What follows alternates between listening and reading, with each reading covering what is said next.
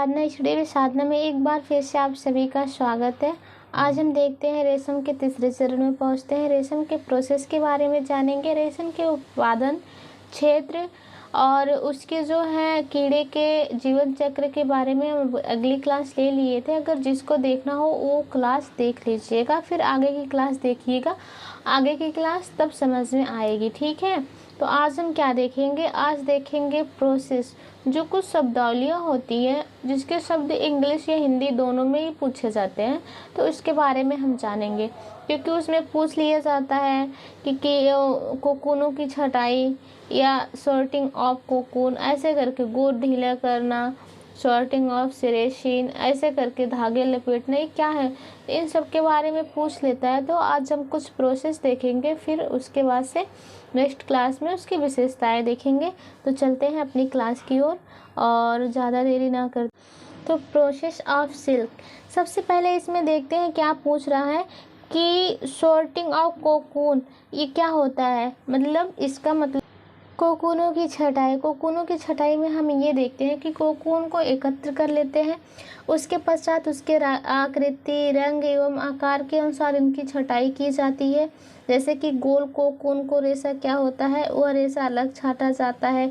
कई बार लिंग के आधार पर रेशे की छटाई हो जाती है। मतलब ऐसे करके हम रेशों की छटाई कर लेते हैं, कोकूनों की छटाई कर लेते हैं, ठीक है। ये हो गया हमारे कोकूनों की छटाई। अगला हम देखते हैं ये क्या हो गया, कोकून की छटाई, गोद ढीला करना, ठीक है। क्या होता है, शर्टिंग सॉफ्टनिंग ऑफ सेरेशिन।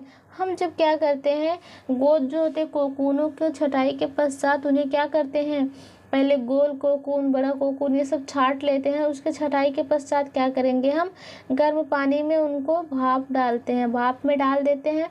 इसके अंतर्गत क्या होता है, इसके अंदर छिपे जो भी कीड़े होते हैं वो बाहर आ जाते हैं।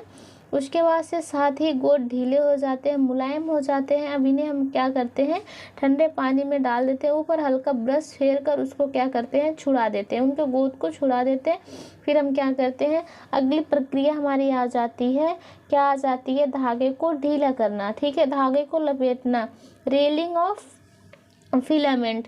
क्या करते हैं, अगर पूछ लिया जाए एग्जाम में कि रीलिंग ऑफ फिलामेंट किसे कहते हैं, तो रीलिंग ऑफ फिलामेंट धागे को लपेटना। कोकूनों से क्या करते हैं, वो हम जो छोर होता है प्राप्त कर लेते हैं, उसके पश्चात धागे को लपेटा जाता है। रेशम का एक अकेला धागा अत्यंत बारीक, कोमल, मजबूत होता है। यह कितने से 3 से 8 कोकूनों के धागों को एक साथ में क्या करते हैं, छोर निकाल कर रील में चढ़ाए जाते हैं। अगर पूछा कि एक साथ में कितने कोकूनों के धागे लपेटे जाते हैं, तो 3 से 8, ठीक है। धागे लपेटने का कार्य निपुण, जिससे जिनको ज़्यादा समझदारी है वही करते हैं। प्रत्येक कोकून से लगभग क्या होते हैं, 100 से 200 फीट तक आविरण लंबाई के धागे लपेटे जाते हैं। कितने, अगर पूछा जाए, प्रत्येक कोकून से लगभग 100 से 200 फीट तक आविरण लंबाई लपेटा जाता है, ठीक है। कितना, 100 से 200 तक, ठीक। उसके बाद से हमारी ये प्रक्रिया समाप्त होती है। फिर क्या आ जाता है, गांठें तैयार करना। उसके बाद से क्या आ जाता है, गांठें तैयार करना। गांठें तैयार करने में क्या होता है, वेल्डिंग। इसका मतलब होता है कि हम लिच्चियों को क्या करते हैं, 5 से 10 पाउंड की बुक में क्या करते हैं, बांधी जाती है। अब इन्हें हम क्या करते हैं, सिल्क फिलामेंट में बटाई हुई तैयार करते हैं। इनको हम क्या करते हैं, लिच्चियाँ तैयार करते हैं, गांठें लगाते हैं, फिर हम इनको क्या करते हैं, सिल्क फिलामेंट में बटाई के लिए तैयार करते हैं। अब इसके बाद से हमारा क्या आ जाएगा, धागा बनाना, ठीक है। क्या आ जाएगा, धागा बनाना, मैन्युफैक्चरिंग ऑफ यार्न। जब हम क्या करते हैं, गोद ढीला कर लेते हैं, लपेट लेते हैं, गांठें लगा लेते हैं, तो धागे बनाते हैं। रेशमी धागे का निर्माण क्या होता है, जब हम धागे बनाते हैं तो क्या होता है, रेशमी धागे का निर्माण हमारे कुशल, योग्य एवं निपुण व्यक्तियों अथवा विशिष्ट विशेषज्ञों द्वारा किया जाता है। उनकी तीक्ष्ण बुद्धि से और तेजस्वी से उनकी उंगलियां लिच्चियों को देखकर ही उनके किस्म को पहचान लेती हैं। उन्हें रंग, आकृति, बारीकी, बनावट, लंबाई आदि के आधार पर उनकी छटनी करते हैं, ठीक है।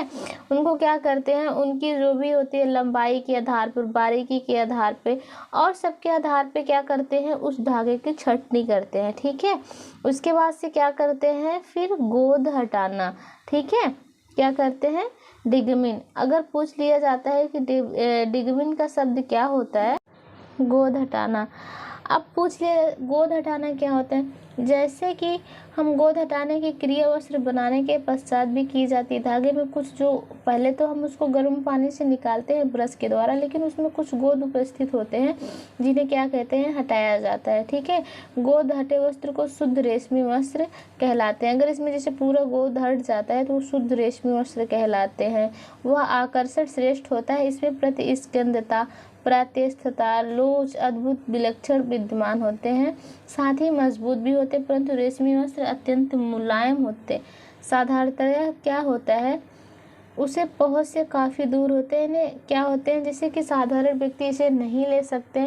अब जैसे उसका डुप्लीकेट मिक्सर मिल गया तो सारे लोग पहनने लगे, लेकिन रेशमी बहुत महंगा होता था। पहले राजा महाराजा उसको पहनते थे पर्व या त्योहार पर। ठीक है, अब उसके बाद से क्या होता है, धागे बनाने के बाद, गोद हटाने के बाद आ जाता है वजन बढ़ाना, वेटिंग।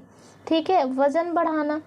इसके बाद से अगर पूछ लिया जाए कि वेडिंग क्या होता है, तो वजन बढ़ाना होता है। वजन बढ़ाने का मतलब रेशमी वस्त्रों को सर्वसुलभ बनाते हुए धागों पर क्या होता है, लोहा, टीन आदि को सटाकर भारी बनाया जाता है। रेशमी वस्त्रों को अगर पूछ लिया जाए किससे भारी बनाया जाता है, किस धातुओं से, तो लोहा, टीन आदि से सटाकर इसके वस्त्रों को भारी बनाया जाता है।